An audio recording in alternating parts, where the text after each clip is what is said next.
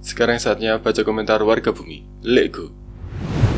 Kita baca dulu dari Saweria, dari ISTK. Semangat bikin konten mas. Akhir-akhir ini beberapa bulan terakhir lagi sangat tidak bersemangat, tapi ya semoga nanti semangat lagi. Thank you. Terus dari M. Nixon, Bang, bahas tentang Gunung Gajah di Pemalang. Apakah terbentuk dari sisa gunung berapi purba atau karena proses lain? Jadi Gunung Gajah itu tersusun dari batuan intrusif mas, atau magma yang membeku di bawah permukaan bumi.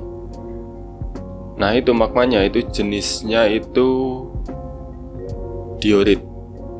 Dan usia relatifnya itu di Miosen akhir. Jadi sekitar ya 75 juta tahun yang lalu. Nah sebenarnya batuan yang menyusun Gunung Gajah itu posisinya di bawah permukaan bumi. Karena itu kan batuan intrusif kan. Intrusif itu membekunya di bawah permukaan, jadi nggak keluar. Nah mungkin karena di sana banyak aktivitas tektonik, sesar dan sebagainya. Terus kemudian ada proses-proses denudasional seperti erosi, longsor dan sebagainya, sehingga batuan yang lebih lunak itu terkikis. Nah sementara Gunung Gajah itu batuannya batuan beku, dan tentunya batuannya itu lebih tahan terhadap proses-proses pelapukan. Jadi sampai sekarang itu masih tersisa batuannya. Terus di sebelah timurnya Gunung Gajah itu kan ada lagi Gunung Buta. Itu juga batuan intrusif, sama kayak Gunung Gajah, yaitu diorit. Tersusunnya itu dari diorit. Usianya juga sama, sekitar Miosen akhir atau sekitar 5 juta tahun yang lalu. Dan kebetulan di sekitar situ itu banyak sekali sesarnya. Sesar, terutama sesar geser ya. Di sebelah baratnya itu di sungainya itu dilintasi sesar geser. Terus tepat di timurnya Gunung Buta itu juga ada sesar gesernya. Terus di utaranya Gunung Gajah ini juga dilintasi sesar mungkin sesar normal. Banyak sekali dilintasi sesar-sesar, baik sesar geser ataupun sesar normal dan sesar terbalik atau sesar naik. Sesar normal itu sesar turun. Jadi Gunung Gajah itu sisa-sisa magma yang membeku di bawah permukaan di akhir kala Miosen atau sekitar 5 jutaan tahun yang lalu. Ada dua kemungkinan tentang Gunung Gajah ini. Mungkin ada gunung api purba yang sempat hidup di periode akhir Miosen di wilayah tersebut, atau mungkin ada magma yang mencoba keluar tapi tidak sampai ke permukaan dan membentuk gunung api. Jadinya jadi batuan intrusif aja. Jadi nggak sampai keluar jadi gunung api. Gitu mas. Thank you yang udah support kita di Saweria. Bagi yang mau support channel ini bisa klik link di bawah atau lewat QR code di atas. Thank you. Dari @sugianto anto 6109. Air kawah itu kebanyakan apa 100% dari air hujan? Apa ada sumber lain? Mayoritas memang dari air hujan mas. Tapi karena di kawah itu sistemnya cekungan, jadi bisa muncul juga mata air di sana.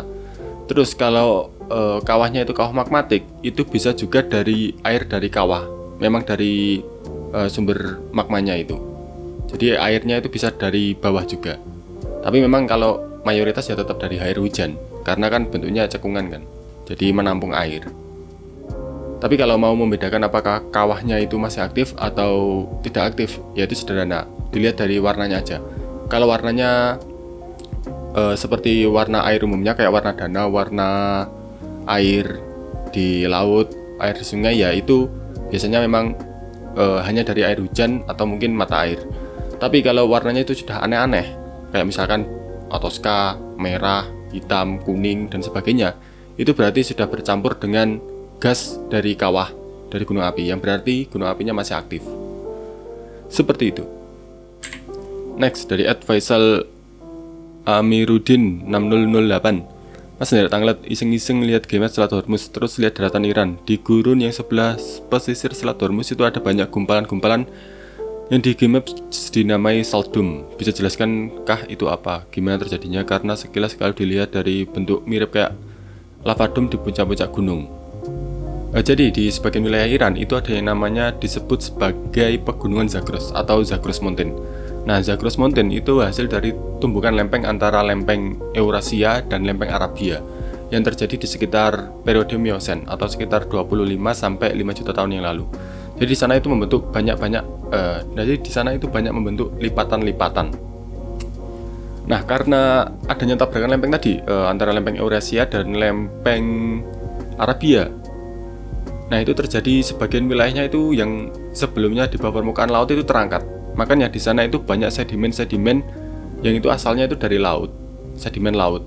Nah, karena tabrakan lempeng tersebut, maka yang terjadi adalah sebagian permukaan lautnya yang merupakan masih di lempeng Eurasia itu terangkat, Mas. Jadi otomatis sedimen-sedimen yang sebelumnya berada di laut seperti koral, terumbu karang, dan termasuk halit atau garam, batuan garam, itu ikut terangkat. Makanya ketika kemudian terangkat di permukaan atau di daratan, yaitu sekarang membentuk seperti saldum itu. Karena itu sebenarnya sedimen laut, saldum. Dan saldum itu banyak, nggak hanya di Iran. Karena pegunungan Zagros itu terbentang dari Iran sampai ke Turki. Jadi di sana itu banyak sekali saldum atau batuan-batuan yang tersusun dari halit. Batu garam itu namanya halit, bahasa ilmiahnya itu. Itu banyak sekali ditemukan. Termasuk itu juga ada itu di Laut Mati. Kalian pernah dengar kisahnya Nabi siapa itu yang punya kaum Sodom itu? Itu kan di sekitar Laut Mati itu ada namanya Bukit Sodom. Nah, itu juga bukit tapi tersusun dari batuan halit atau batu garam. Bisa nonton video saya yang bahas soal Laut Mati. Itu di sana ada halit juga atau saldum atau kubah-kubah garam yang tersusun dari batu halit. Jadi ya itu karena tadi terangkat sedimen lautnya itu terangkat, ya sekarang meninggalkan bukit-bukit garam itu tadi. Sama kayak termasuk di wilayah kayak di mana ini pegunungan Himalaya itu kan juga ada saldum karena ya sebagian lautnya itu terangkat, dan ketika sedimen lautnya itu ikut terangkat, ya akhirnya membentuk saldum itu tadi. Dari @liami4278, Lego, berarti aquifer tertekan bisa habis dong nanti sumbernya? Ya bisa. Ibaratnya aquifer itu kayak, misalkan itu kayak kamu punya tandon. Terus tandonnya itu ngisinya itu cuma, debitnya itu misalkan cuma 1 meter kubik per jam misalkan. Tetapi nyedotnya itu 2 meter kubik per jam. Ya otomatis bisa habis kalau yang dikeluarkan lebih banyak daripada yang mengisi. Ya bisa habis memang aquifer. Tapi seberapa lama ya itu tidak tahu. Karena ya aquifer tergantung seberapa besar aquifernya, seberapa luas recharge areanya, seberapa cepat recharge-nya. Nah, itu beda-beda. Sebenarnya mirip juga kayak minyak bumi. Minyak bumi itu kan juga bisa habis aquifer. Kan itu kan juga ada aquifernya. Cuma karena minyak bumi itu prosesnya minyak bumi itu kan tidak bisa diinjeksi, diisi. Kalau mata air kan bisa diisi dari air hujan kan. Jadi ya minyak bumi akan hilang. Ketika diambil ya lama-lama akan hilang. Kalau mata air ataupun sumur bor itu masih bisa diisi dari air hujan. Walaupun prosesnya juga lama ya. Tapi ya kalau over extracting ya bisa habis. Next, dari @sigit Setiono 2319. Bang Lego, di daerah saya di kaki Gunung Merapi banyak yang beranggapan kalau cuaca panas banget, bahkan terasa gerah sampai malam. Banyak yang mengira Gunung Merapi mau erupsi atau sedang erupsi. Apakah hal itu benar? Nggak bisa disebut 100% salah, tapi nggak bisa disebut juga 100% benar ya. Karena ya variabelnya banyak. Kalau cuaca panas karena apa? Karena ya mungkin bisa karena faktor klimatologi atau faktor meteorologi. Tapi juga bisa karena memang aktivitas magma kan. Ketika magmanya naik ke atas gunung juga bisa menyebabkan wilayahnya menjadi lebih panas kan. Jadi nggak bisa disebut benar, nggak bisa disebut salah mas. Tapi kalau secara umum sih biasanya faktor paling menentukan itu faktor meteorologi sih. Next, dari @insenkreatif, Bang, kapan ekspor ke Jogja? Kalau di Jogja kayaknya banyak yang mau diekspor, tapi ya kalau ada duit, nggak ada duit ya nggak bisa berangkat. Kayaknya kalau di Jogja harus lama sih. Di Jogja sebenarnya itu lebih enak karena geosetnya itu lebih banyak yang udah diteliti. Karena di sana ya ada UGM, ada beberapa kampus yang sudah meneliti banyak-banyak peninggalan geologi di sana. Jadi sebenarnya enak. Cuma ya nanti kalau udah ada duitnya ya ke sana. Next, dari @basuki rahmat 2870. Mas, di Sultan apakah ada gunung api? Oh, ada Mas. Itu Pulau Una-Una, Gunung Colo, itu gunung api itu. Dan itu gunung api yang susah dijelaskan karena posisinya itu tidak di zona subduksi. Tapi kenapa itu ada gunung apinya? Dan itu masih aktif. Erupsi terakhirnya itu tahun 1983, Juli sampai Desember. Sekitar Juli sampai Desember. Dan itu lumayan besar erupsinya, yaitu sekitar 4 VI. Terus ada lagi erupsinya itu tahun 1938 sama 1898. Tapi ya itu, gunung ini tuh agak aneh karena tidak berada di jalur zona subduksi kan. Kalau yang banyak gunung apinya kan yang di sisi yang arah ke kepulauan apa ini? Kepulauan Sangihe itu. Itu memang jalur subduksi. Tapi yang ini, Gunung Colo ini bingung penjelasannya. Kenapa kok ada gunung api di situ? Dan unik, batuannya pun, magmanya pun unik dibandingkan gunung api di Indonesia yang lain. Jadi di Sulteng ada gunung api, yaitu di Pulau Una-Una atau Gunung Api Colo. Dan itu masih aktif. Next, dari @rahmatrizki1678. Sisa-sisa vulkanik purba di Blitar Selatan apa aja Mas? Belum banyak diteliti sih kalau daerah Jawa Timur gunung api purbanya Mas ya. Yang udah banyak itu di Jogja, di Jawa Tengah. Ya sebenarnya ada di Blitar, di Kabupaten Malang itu ada. Nah kalau sisanya salah satunya itu coba aja cari di Google Map, itu Gunung Sengungklung di Kecamatan Wonotirto. Nah itu wilayah situ itu banyak endapan sisa-sisa gunung api purbanya. Dari formasi Mandalika, formasi Mandalika yang usianya itu Oligosen atau ya sekitar 27-an juta tahun yang lalu. Jadi di sekitar Kecamatan Wonotirto itu banyak endapan sisa gunung api purba Mas. Terus kalau mau lebih ke selatan itu juga ada di sekitar pantai Jolosutro, itu juga bagian dari jejak-jejak gunung api purba di Jawa Selatan. Jadi di sana Mas, di sekitar Kecamatan Wonotirto, terus Kecamatan Wates di Kabupaten Blitar itu banyak endapan-endapan atau sisa-sisa atau fosil-fosil gunung api purba yang pernah ada di Pulau Jawa di periode Miosen atau ya sekitar Oligosen Miosen sih, dari sekitar 27-an sampai ya mungkin 15 juta tahun yang lalu itu ada. Cuma ya sayangnya di wilayah Jawa Timur yang selatan itu masih sangat kurang penelitiannya.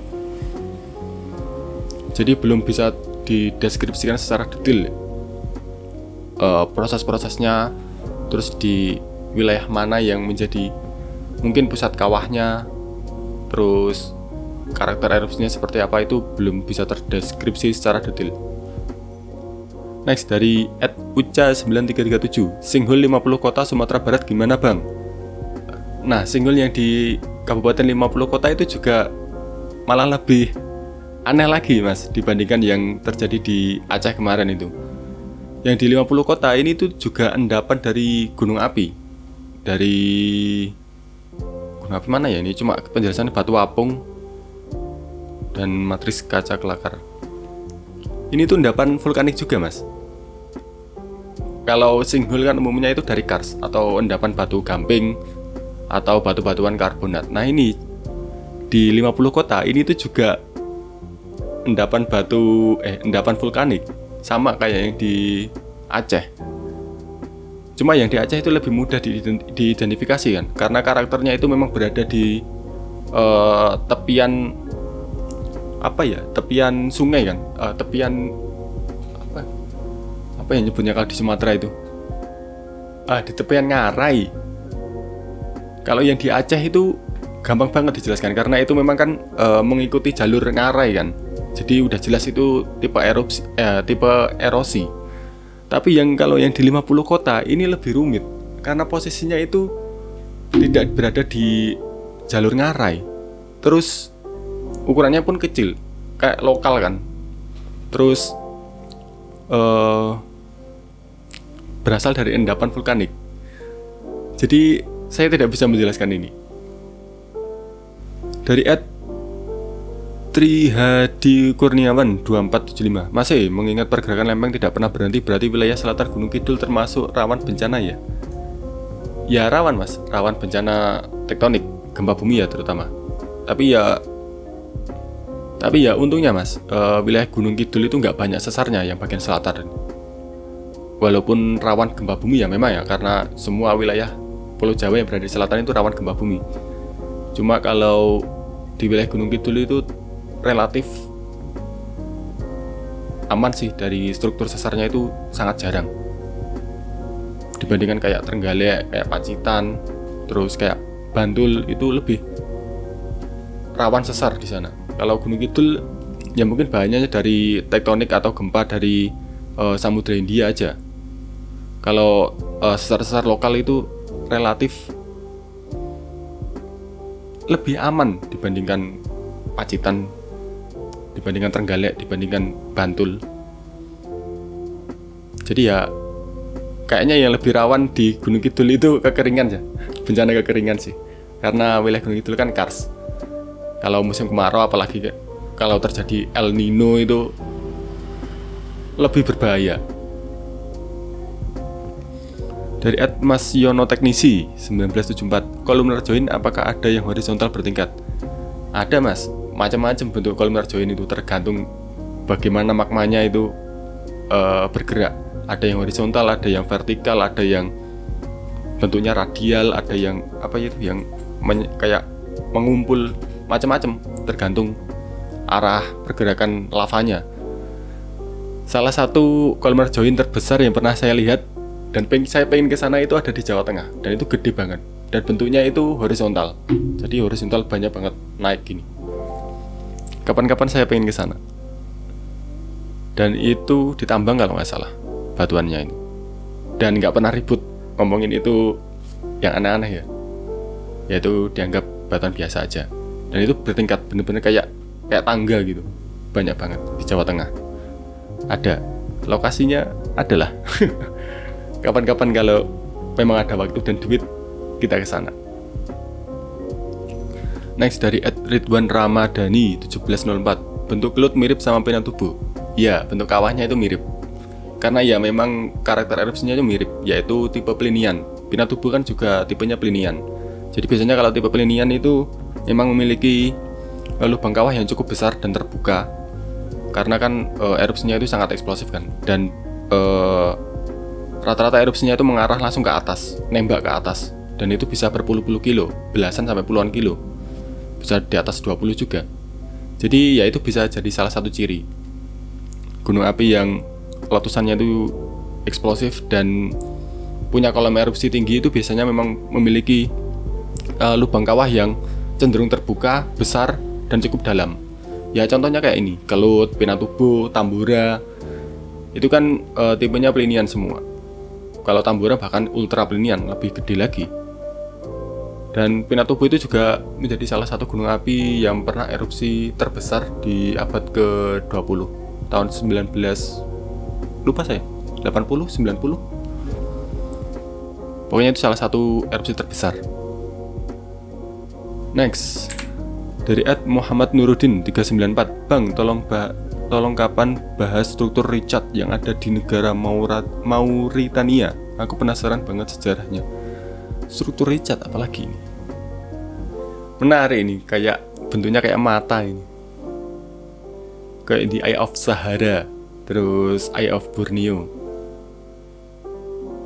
Menarik. Kapan-kapan lah. Kayaknya menarik ini juga. Enaknya di negara-negara yang punya iklim yang rada kering, kayak ya Arab, terus Afrika, Australia, itu banyak struktur-struktur yang aneh-aneh itu tersingkap jadi menarik. Kalau di Indonesia itu susah, struktur-struktur yang aneh itu tersingkap karena ya kita negara tropis kan, hujan tinggi, erosi tinggi, terus tertutup oleh hutan, itu jadi susah. Kalau negaranya agak kering itu memang sangat menarik karena banyak struktur aneh yang bisa nampak di permukaan. Thank you. Next. Dari @alakadar 3584. Dulu kalau nggak salah mata air panasnya dimanfaatkan untuk kolam pemandian air panas. Namun sejak erupsi jadi hancur. Dulu juga banyak monyet di situ. Pernah cerita kakak saya diserbu kawanan monyet.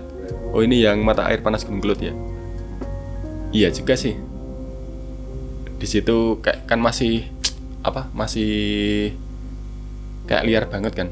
Hutannya juga masih asri kan. Jadi ya memang sarangnya monyet sih. Jadi ya kalau diinvestasi juga kayaknya nggak worth it buat dibangun, daripada pengunjung diserang monyet. Terus juga habis erupsi pasti rusak lagi kan. Ngapain juga dibangun. Jadi ya biarkan jadi tempat mandinya monyet aja. Thank you infonya.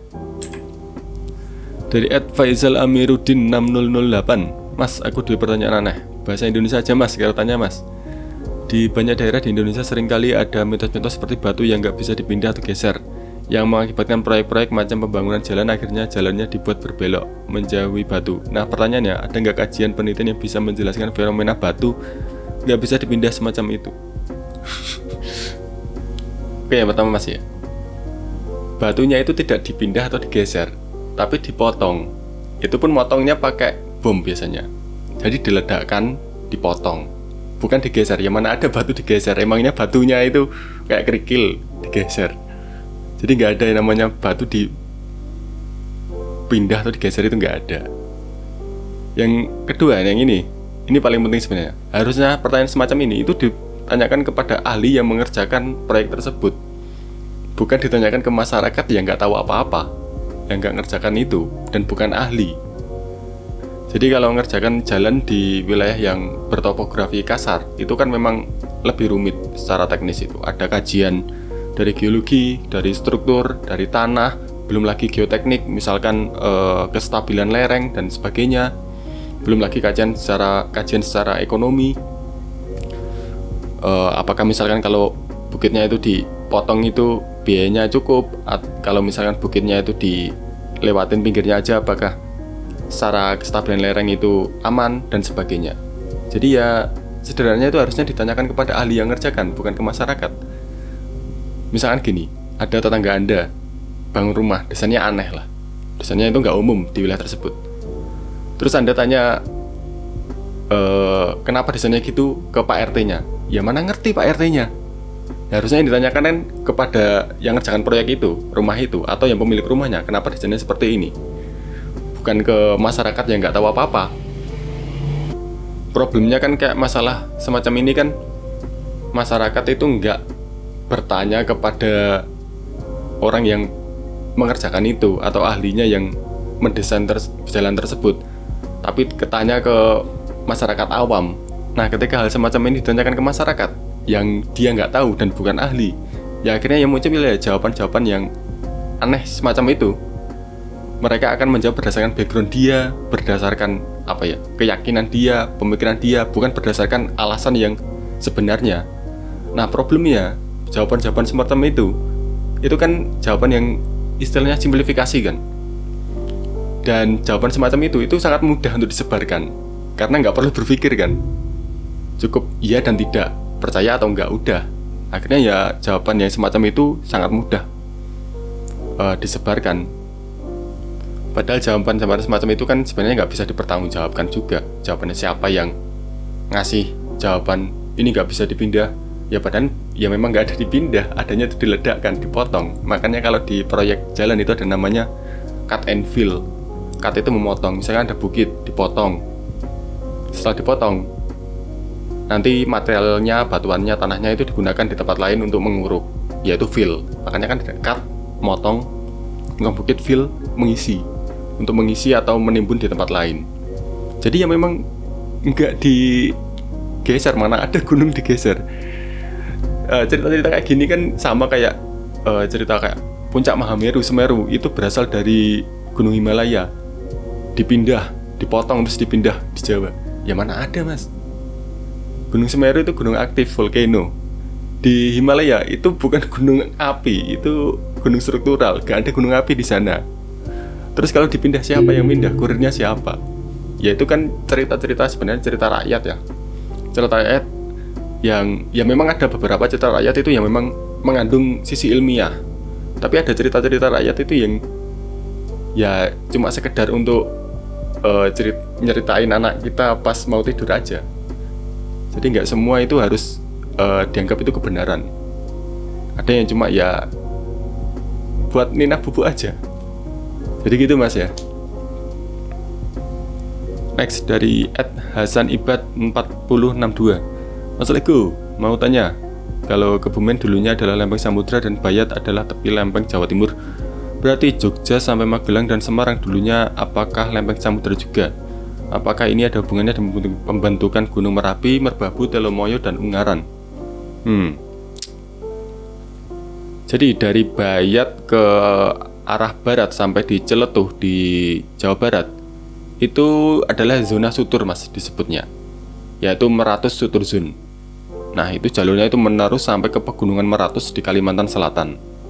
Zona sutur itu adalah zona pertemuan atau tabrakan antara beberapa lempeng. Nah di situ itu tabrakan antara lempeng Southwest Borneo, terus lempeng Samudra Neotetis kalau nggak salah, sama lempeng Jawa Timur. Jadi apakah terus ada hubungannya dengan pembentukan gunung api seperti Gunung Merapi, Merbabu, Telomoyo, dan Ungaran? Nah ini sebenarnya pembahasan yang menarik mas.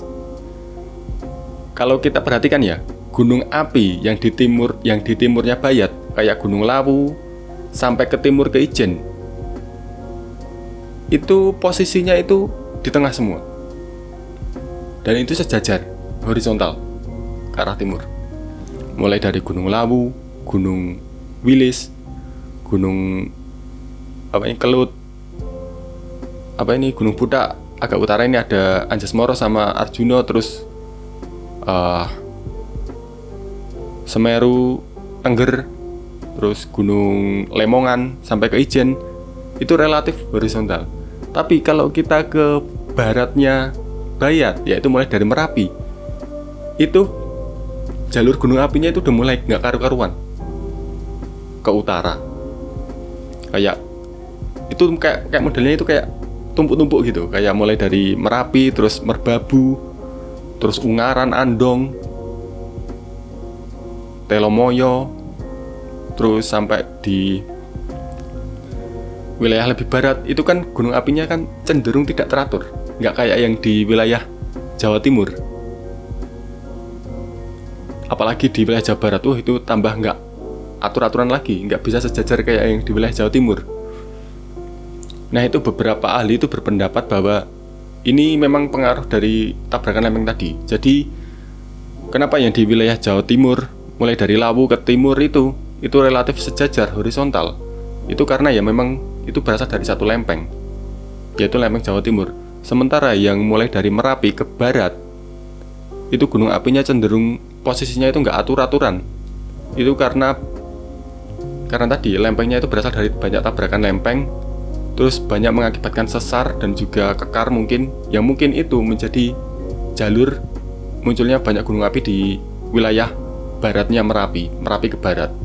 Makanya kan di Merapi ke barat itu gunung apinya itu relatif nggak teratur, nggak kayak yang di Jawa Timur. Nah itu beberapa ahli mengatakan semacam itu. Apalagi yang di Jawa Barat ini tambah parah.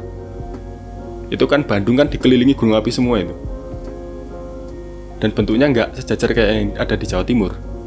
Nah itu beberapa ahli memang mengatakan ada hubungannya dengan kondisi lempengnya tadi, tabrakan lempeng tadi. Next dari @Aziz Entertainment. Mas mau nanya, apakah benar supervolcano La Garita erupsinya lebih besar dari Gunung Toba? Kekuatan erupsinya sampai 9 VI. La Garita, saya belum mengetahui secara detail mas, soalnya belum pernah baca risetnya juga kan. Kalau sekilas baca, ada yang menyebutkan letusannya lebih besar dari Toba. Cuma karena problemnya Gunung api La Garita ini diperkirakan erupsinya itu sekitar 27,8 juta tahun yang lalu. Jadi sudah sangat tua atau di akhir periode Oligosen. Jadi problemnya gini mas, semakin tua peristiwa geologi itu semakin susah diidentifikasi karena kan material endapannya mulai hilang kan, karena erosi, karena longsor, karena proses-proses tektonik yang akhirnya menghilangkan jejak-jejak prosesnya kan. Nah berbeda kalau Toba kan letusannya itu istilahnya masih baru lah, di sekitar 70-an ribu tahun yang lalu, jadi lebih mudah mengidentifikasi. Nah, soal lebih besar atau lebih kecil dari erupsi itu sebenarnya ada dua hal yang harus dipahami. Lebih besar itu dari secara volume atau secara dampak. Volume lebih besar, volume erupsi lebih besar itu belum tentu dampaknya juga lebih besar. Sama juga kayak volume lebih kecil belum tentu dampaknya lebih kecil, karena tergantung karakter erupsi tadi. Nah, Lagarita ini saya belum baca secara detail karakter erupsinya itu seperti apa. Kalau Toba udah jelas, Toba itu karakter erupsinya itu ultraplinian. Jadi dampaknya bisa global karena sudah menembus atmosfer. Sementara kalau Lagarita ini saya belum membaca secara detail. Erupsi Merapi 2004 sama erupsi Kelut, menurut Anda besar mana? Itu secara eksplosif sama-sama 4 VI, tapi dampaknya beda kan? Karena karakter erupsinya beda. Makanya volume besar itu belum tentu berdampak lebih besar, karena ya tadi karakter erupsi itu menentukan dampaknya juga. Nah untuk Lagarita ini saya belum baca, jadi tidak bisa menyimpulkan. Next dari @Chainsau Goods UC lah gitulah. Baliku katanya Gunung Samadun di Kalimantan Barat itu fosil gunung api tua. Itu beneran nggak sih? Ya mas, itu jejak-jejak gunung api purba mas, dari batuan gunung api Niut. Sebenarnya nggak purba-purba banget sih, masih di periode Pliosen. Pliosen itu masih sekitar 5-2,7 juta tahun yang lalu. Itu dari batuan gunung api Niut, yaitu tersusunnya dari basal sama andesit piroksen. Nah itu salah satu jejak-jejak gunung api gunung api yang ada di Kalimantan sebelah Kalimantan Barat, yaitu Gunung Niut. Cuma ya sekarang udah nggak ada gunung apinya ya, nggak aktif karena memang nggak ada proses subduksi kan di situ sudah. Jadi betul mas, itu jejak-jejak gunung api, fosil gunung api tua. Next dari @azwirman 9093, Bang, Gunung Merapi di Sumatera Barat sudah 2 tahun lebih erupsi. Apakah penyebabnya bang? Ya tidak ada mas, ya memang waktunya lagi aktif aja. Jadi ya memang lagi memasuki periode vulkanisnya, periode aktifnya. Jadi ya tunggu aja. Jadi ya siap-siap aja. Bukan siap-siap sih, waspada aja kalau memang tinggal di sekitarnya. Karena kalau belum erupsi secara eksplosif biasanya masih akan terus erupsi, ya mungkin kecil-kecil. Dan memang Merapi kan lagi aktif banget kan. Kang mau nanya, kalau energi geotermal dieksploitasi amit-amit, misalnya terjadi kecelakaan, apa bisa kejadian seperti lumpur lapindo? Enggak mas, enggak ada hubungannya. Lumpur lapindo itu lumpur, gunung api itu bukan lumpur, gunung api itu magma, enggak ada hubungannya. Ini masih sering sekali pertanyaan kayak gini. Dikira lumpur lapindo itu gunung api. Bukan mas, lumpur lapindo itu lumpur. Yang itu sedimen, sebenarnya sedimen lumpur yang berada di bawah permukaan bumi, yang itu belum mengalami kompaksi. Jadi itu gagal atau belum mengalami proses menjadi batu. Ketika terjadi tekanan terus ada retakan atau jalur untuk keluar, yaitu bisa keluar karena ada tekanan kan. Kalau gunung api ya beda, gunung api itu magma. Jadi nggak akan bisa kayak lumpur lapindo, nggak ada hubungannya. Lumpur lapindo pun nggak bisa dibuat geotermal, energi geotermal nggak bisa. Karena itu ya suhunya berapa sih, berapa puluh derajat doang. Karena memang itu cuma mengandalkan gradien geotermal atau panas yang dihasilkan oleh kedalaman bumi. Kalau geotermal yang ada di gunung api, itu mengandalkan magma yang ada di gunung api. Jadi itu dua hal yang berbeda. Mat volcano itu bukan gunung api yang meletus mengeluarkan lahar, mengeluarkan magma, bukan. Tapi itu ya mengeluarkan lumpur. Lumpur ya kayak lumpur yang ada di sekitar kita. Cuman lumpur itu tersimpan di bawah permukaan bumi. Jadi itu hal yang berbeda. Dan lumpur lapindo atau gunung mas volcano itu sebenarnya bukan hanya lapindo. Di Jawa itu sangat banyak, terutama Jawa Tengah, Jawa Timur. Itu banyak sekali. Dan dari dulu juga sudah ada keluar secara natural, itu banyak. Kayak di wilayah Grobogan itu banyak sekali, kayak Beleduk Kuwu, Beleduk Ramesan, dan yang lain-lain. Di wilayah Surabaya, Sidoarjo itu juga ada namanya Gunung Anyar, ada namanya, apalagi kemarin saya lupa, itu juga gunung lumpur. Dan itu sudah ada sejak dulu dan nggak tahu kapan munculnya. Dan itu terjadi atau muncul secara natural karena memang wilayah tersebut itu adalah wilayah cekungan itu merupakan zona kendeng, yang itu sebenarnya adalah lautan dalam yang pernah ada di Pulau Jawa. Cuma karena proses tektonik jadinya terangkat. Nah, problemnya lumpur yang mengendap di laut dalam tersebut itu belum mengalami proses solidifikasi atau belum mengeras. Karena ada tekanan, nah itu bisa keluar. Kalau gunung api beda. Kalau gunung api di Indonesia kan prosesnya subduksi, karena ada batuan yang meleleh, terus akhirnya naik dan keluar. Beda mas, nggak bisa geotermal terjadi kecelakaan jadi lumpur lapindo, nggak ada. Toh lumpur lapindo dulu itu eksploitasi gas sama minyak bumi, bukan eksploitasi geotermal. Jadi beda ya. Geotermal gunung api, lumpur lapindo mat volcano. Kalau mau lebih detail pembahasan tentang gunung api lumpur, bisa tonton video saya yang membahas tentang gunung api lumpur di Blora, Grobogan kalau nggak salah. Itu udah pernah saya jelaskan mengenai bagaimana skemanya gunung lumpur itu bisa muncul. Bisa ditonton di situ. Gitu mas ya. Udah gitu aja. Kalau ada pertanyaan silakan tulis di kolom komentar. Terima kasih. See you next time.